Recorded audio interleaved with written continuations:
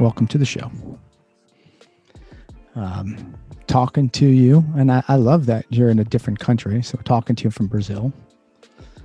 I'm talking to you from Miami, so we both like the warm weather, which is good.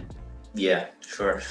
I think each show we try to start with a little bit of empathy and how you were able to do your best last year. So any advice, any tips that you did to make it through last year? Well, I think, yes, it was a difficult year. We moved to our to work at home more or less in March last year. So we are working from home almost 1 year now. Yeah.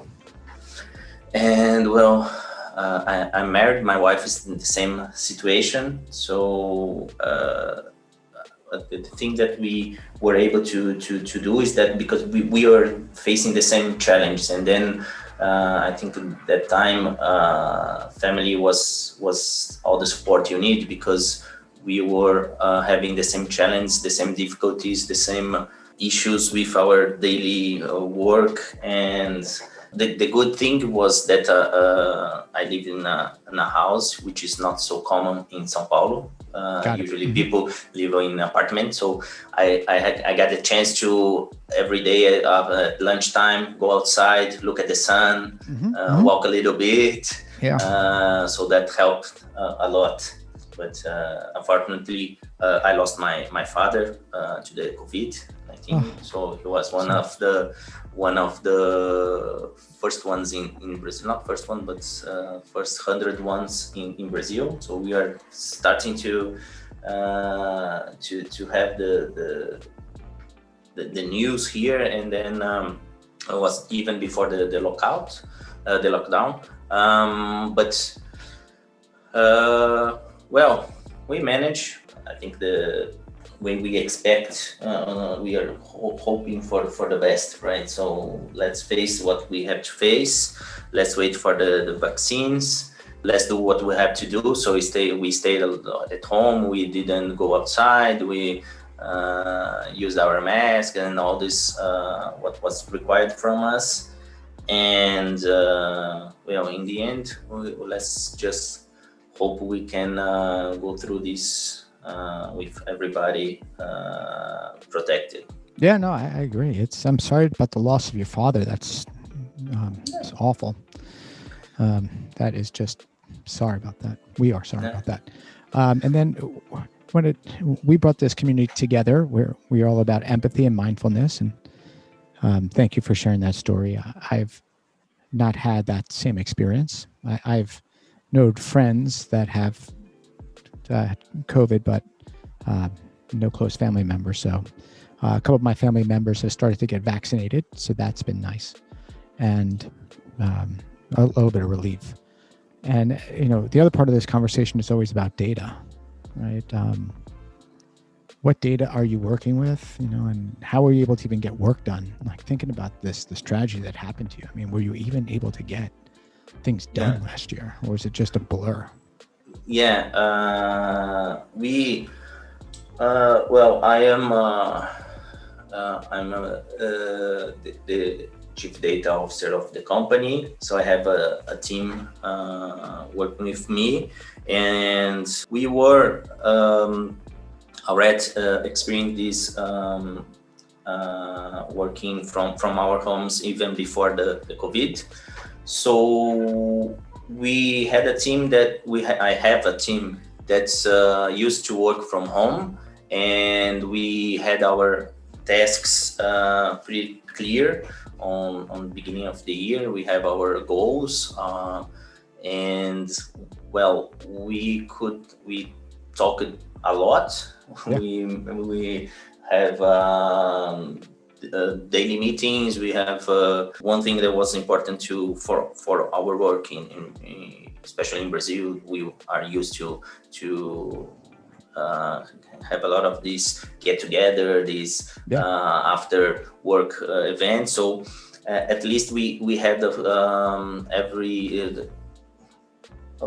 like almost every day. We had a space on our agendas to connect, to turn on the camera, and to talk about things that are not related to data. Just Good. talk about personal things, or just talk a little bit, and then we finalize our day. So I think this made the team not lose the track of what we were expected. And well, with the whole company moving to homes very quick, we were able to follow up what we expected to do and work what we had. So we had a talking about our targets and what we achieved. It was a very good year. We achieved what we had to do, even with all this situation. We had a lot of calls, and was a year to talk a lot, but we managed. The team, they all in the team of your team. Is it an international distributed team, or is it a local data team? No, it's just all local. Everybody is seated in São Paulo, same city. Got it. So has the internet been stable, not stable? Is that the biggest barrier to getting work done? For us, it was internet was not the issue. Of course, we had some incidents throughout the year. So today internet's not working, but this kind of stuff. But usually we in São Paulo, so the city that I live, the internet's very good. We have our mobiles. So if the regular, we have a power cut. Yep, we have the mobile to do some effects. So there was no big issue on that. There's a few distributed teams that I'm part of, and one's in Argentina, right? And so many times. It's I gotta not have my camera on. It's too much bandwidth. So I don't. I feel for every distributed team that has in different countries and regions that sometimes have the problem with internet connection. So I think that's always it's always something. And as far as also working on projects, which tools have you liked? At Zoom, are you using Miro? What else are you using to collaborate in Whiteboard now that you'd have to be out of the office? What have you found to work? And share with us. Maybe we'll learn something new. Yeah. No. Well, we keep very simple our since we are in a global company. So the tools that we use usually is not. Most of them are not our decision locally. Okay. It comes from Paris, from France. Basically, we were working with the Microsoft Teams all day open, and use that was the pretty much the only channel. We did a little bit of Skype in the beginning, but it was just Microsoft Teams, connect, share the screen, and let's work together, everybody looking at one screen. So we did a lot of that exercise. Okay, can you see my screen? Yeah, so let's work together. What's great about that is I loved how fast Microsoft iterated on Teams. They've shipped a lot of good features. So what I loved about that is I think it's nice to see big companies ship pretty quickly. Like I thought that a lot of the changes they've made and the releases have been nice. We're a community, and we're trying to grow our community footprint outside the US. So to me, this is a great call. You're the first person in our community in that region, São Paulo. So I think as we're trying to grow our reach, we're going to want to go to different countries. And so this is actually a treat also for me. You ever get to when travel was open? You ever come to Miami? You ever come to the States? Yeah, I went twice. Once when I was 16 years old, I was an exchange student. That's fun. Yes, but What town? and Where were you? I went to a town, a small town in East Texas. Okay. So I stayed 6 months over there. That was my first time in US. And 3 years ago, we went to this regular all Brazilians do Miami, Orlando trip. It's kind of must do. So I went with my wife. Yeah, also. same. It's great culture down here. So I think, I was living in San Francisco when the COVID hit, and I'm part of the San Francisco Silicon Valley exodus to Miami. So as everything is being shut down in San Francisco, Miami's like, how soon can you get on a plane? So Miami has just been insane on how they're going after all talent and opening up their doors and hearts and wallets. So I think it's just been interesting. I still don't feel comfortable going out. I have not had the vaccine or the COVID. So as much as it is the ability to go out, I'm still not there yet. So the podcast for me is like right now a great way to meet people like this. But what I'm glad is we're not too far away. And I think, and one of the things I think our community is going to do is we'll do a party. We'll do some type of party when the world opens. And I think it's going to be in Miami. So if it's in Miami, I know we've got an opportunity to get you there. As part of the community, the reason why we do this podcast is to meet and share stories, but it's also a way for me to get to know community members and connect you with other community members. We live in a time of self-isolation, and that's lonely. And I think we've been able to put together a nice community of empathetic thought leaders who enjoy data, skew more on the introvert side, but open to take a conversation. So would you be okay if I just via LinkedIn connected you with other community members just to have conversations and just spread up the loneliness? Yeah, sure. Yeah. I think that's the whole idea. Yeah. I'm not the big, hey, let's have a Zoom party and let's have a Zoom like I'm on Zoom all day. To me, if I don't have to be on a Zoom call, I'm not. And then sometimes on the Zoom calls, when you get like too many people on there, it just feels like another team meeting. So I feel like if I can just make the connections, let everyone figure out how they want to build a relationship. It could just be on LinkedIn. Great. It could be a meeting, but I'm going to let that be up to you and the community to decide. It's not going to be up to me to put. And I think that's what I've learned through this.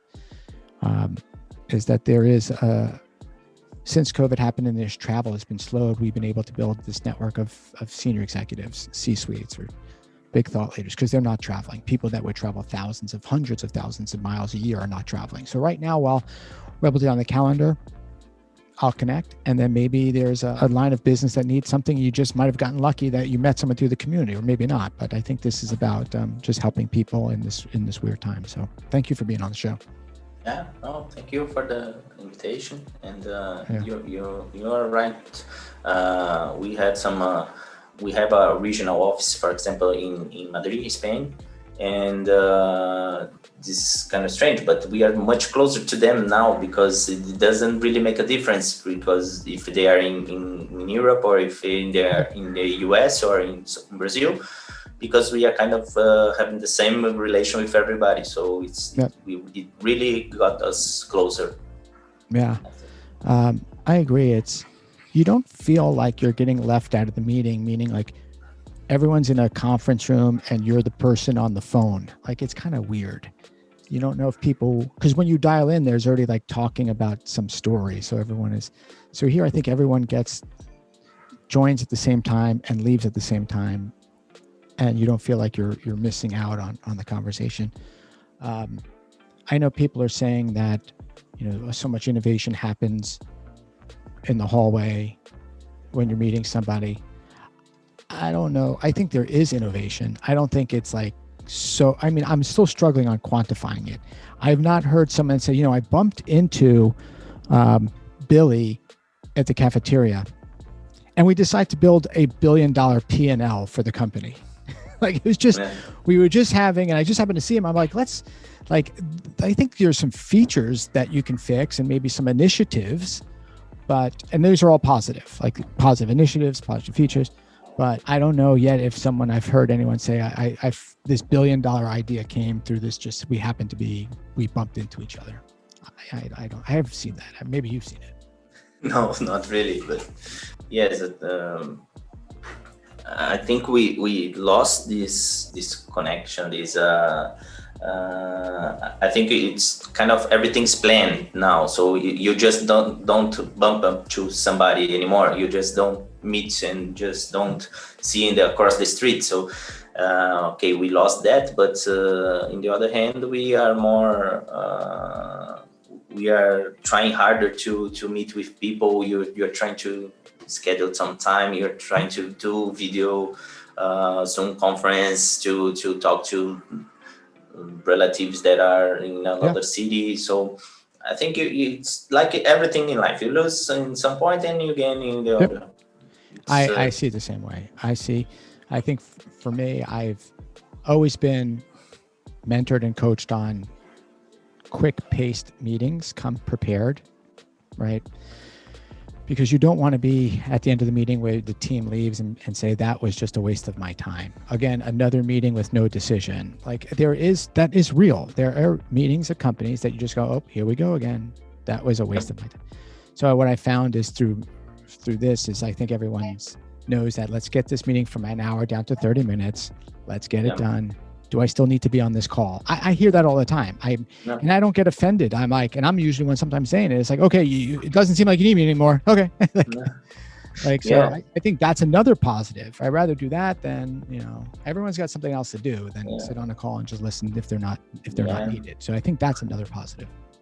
In Brazil, I don't know how much you're familiar with Miami. I think it's close to what we do in Brazil. So when you went to a meeting, is like 15 minutes to talk about what happened yesterday in soccer or in the news and something else with the family. Then you have 5 minutes more to everybody to join the room. So the meeting took 1 hour, but was because of people were getting ready for half an hour. Yep. Now you connect here. If you are 1 minute or 2 minutes later, the meeting already started because people want to lose time. So for us, that we are these Latinos, so we are always get lost in this kind of timing and chit-chatting. For us I feel that we are much more efficient now with I agree. I agree. I see it the same way. And I'm always like, let's get back to why we're here. Let's get back. That's why we need an agenda. Let's get back on it because I don't want to be on this call longer than I have to. I see. You and I, we get along great. We'd be in the same culture. Let's get it in. I want to get the work done, but let's go. So listen, this is the podcast, and we're sponsored by Pandio, and we appreciate you being on. We appreciate you waving the flag in São Paulo for the data standard. That's a new place for us, and more to come as we kind of expand the reach. So I want to thank you for being on the show. Thank you for the invitation. I think it's a great idea to always to reach other places. Please feel free if you need any support from my side to connect more or to get into more of the Brazilian community. I appreciate it. I appreciate that, and I will. So thank you, and it's a big yes. Yeah, sure.